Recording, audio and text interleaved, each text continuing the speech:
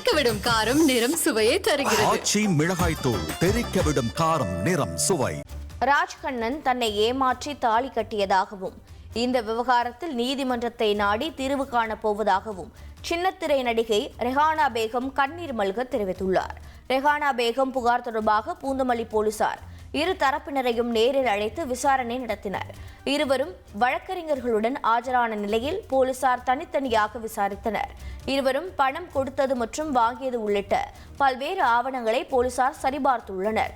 தொடர்ந்து நீதிமன்றத்தில் தீர்வு கண்டுகொள்வதாக கூறியதன் பேரில் இரு தரப்பினரிடம் எழுதி வாங்கிக் கொண்டு போலீசார் அனுப்பி வைத்துள்ளனர்.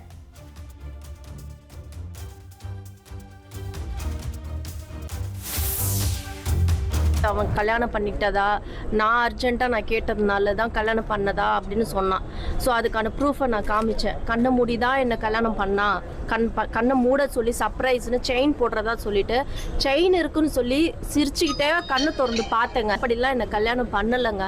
நீங்கள் எல்லாருக்கும் நான் ப்ரூஃப் காமிச்சிட்டேன். லாஸ்ட் டைம் ஹோம் நர்ஸ் வேலை பார்த்துட்டு இருந்தேன், ஹவுஸ் கீப்பிங் வேலை பார்த்துட்டு இருந்தேன். வீட்டில் நான் மெஷின் எடுத்துட்டு சம்பாதிச்சேன் 5 வருஷமா. ரொம்ப கஷ்டப்பட்டு தாங்க இந்த பணம் நான் சம்பாதிச்சேன். ஈஸியா ஒருத்தர் ஏமாத்துறாங்கன்னா நான் ஏமாந்து போயிடுவேனா?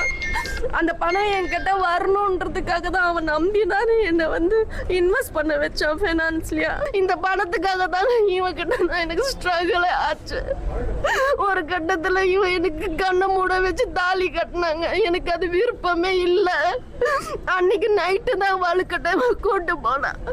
என்னை அபியூஸ் பண்ண. அதனால தான் நான் கிளம்பி போயிட்டேன். மறுநாள் 1.5 வருஷம் கழிச்சு இந்த ஒரு சிரிச்சுக்கிட்டு தாலி கட்டின ஓட்டை வச்சு நான் வெளியே கூட தலை கட்ட முடியல. எல்லாரும் விமர்சனம் பண்றாங்க நான் அவனை ஏமாத்தினேன், காசு வாங்கினேன்.